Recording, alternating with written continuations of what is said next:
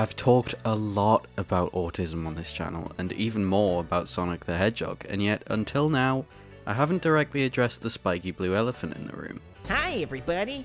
What the hell is that? Sonic himself is perhaps not as important a character to me as characters I've already spoken about, like Shadow or Tails, but I'd be lying if I suggested that he as a character hasn't directly changed the way I approached and thought about my being autistic.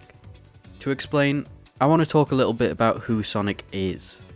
Going way back to 1990, Sega were losing the console war to Nintendo, and they needed to come up with a fresh system seller IP to try and make up ground before Nintendo released the Super Nintendo.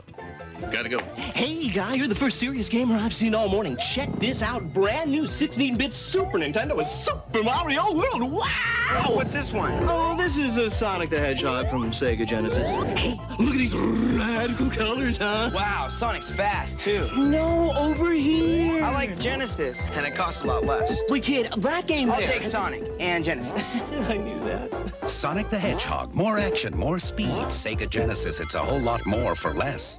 The R&D department supposedly submitted several character concepts, including a wolf, a bulldog, a robot, and a warrior, but they decided to focus on speed, inspired by programmer Yuji Naka's attempts to complete the first Mario level as fast as possible. Eventually, they narrowed their search into looking for animals that could roll into a ball, settling on a hedgehog.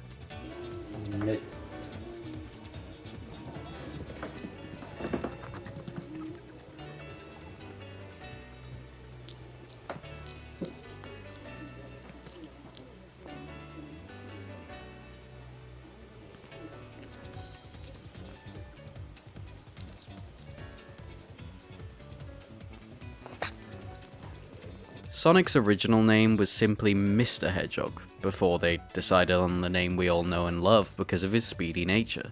In early designs, Sonic was actually teal, but he was changed to dark blue to be more reflective of Sega's company colours. When it came down to coming up with his identity and his character traits, Sonic's personality was reportedly modelled off of Bill Clinton's get it done attitude. I did not have sexual relations with that woman. These allegations are false. Sega wanted Sonic to seem modern and forward-thinking.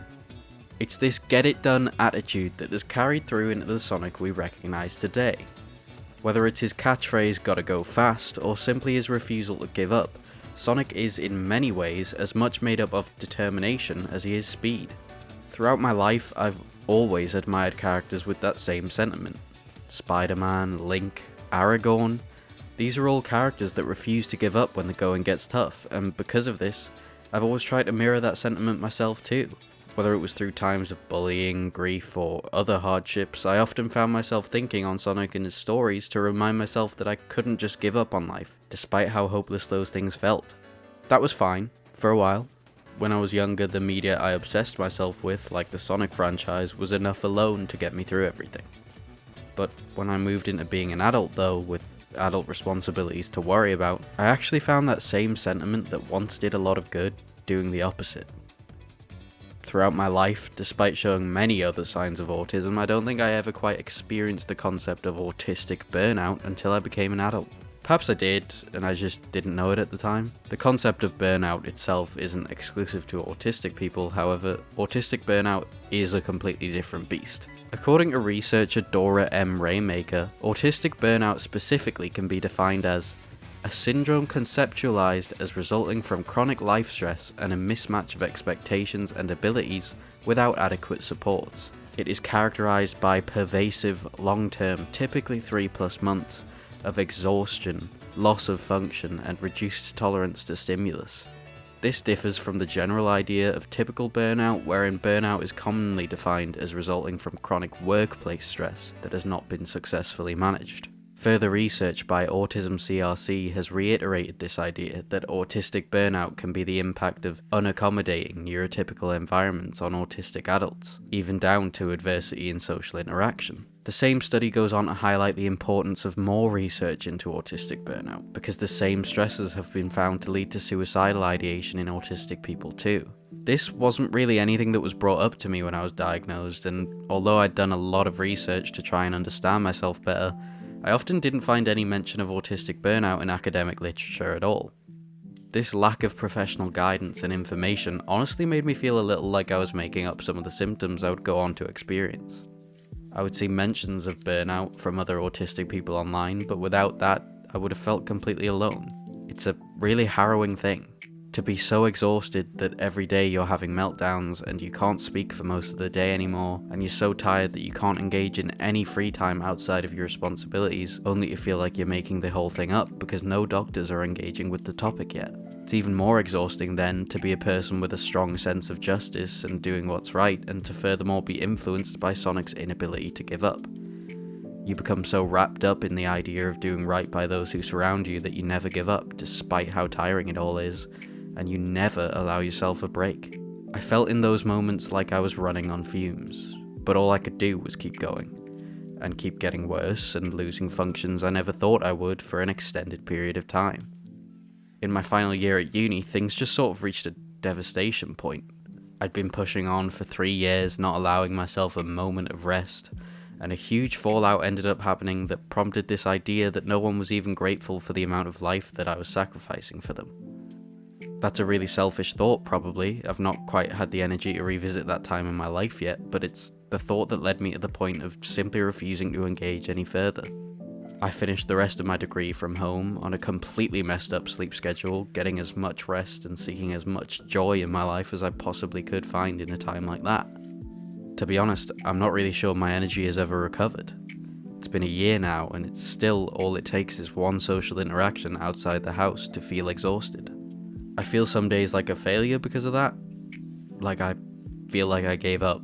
Sonic, Shadow, Tails, these are characters who'd never give up. And that makes me feel like I failed the media that made me the man I am today. Or it did, I mean. Because then, like so many times before, this franchise swooped in and saved me again. Around November, I began replaying Sonic Frontiers.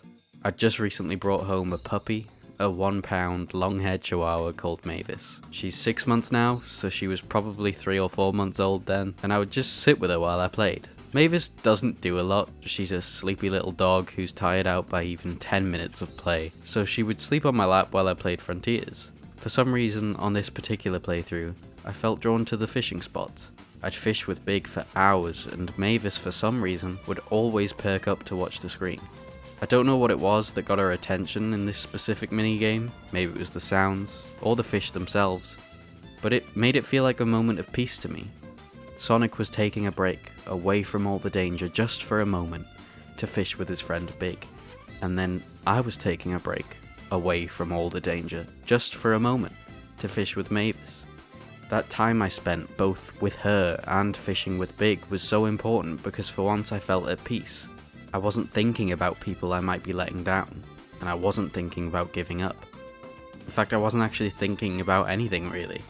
It sounds silly maybe that a minigame can have such an impact, but it became clear to me that this whole time I had probably been misinterpreting Sonic a little bit. His refusal to do wrong by those that rely on him and surround him is not the same as a refusal to slow down. In fact, a lot of the Sonic games I'd played actually had promoted taking breaks from life when necessary. I just hadn't seen it that way. There's the Chow Garden, kart racing, Mean Bean Machine. These fun little mini-games, taking time away from their respective main stories, give the player a chance to take a break and recharge. I want to learn from that.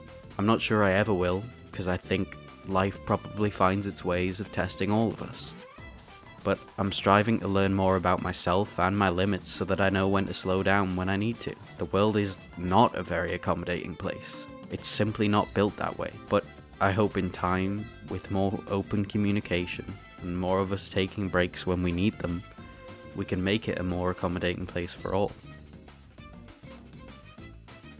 Thank you for watching. If this is your first time here, please consider subscribing and sticking around. It really means a lot. I'd be super interested to know down below what your favourite Sonic minigames are, or if any other media has impacted you similarly.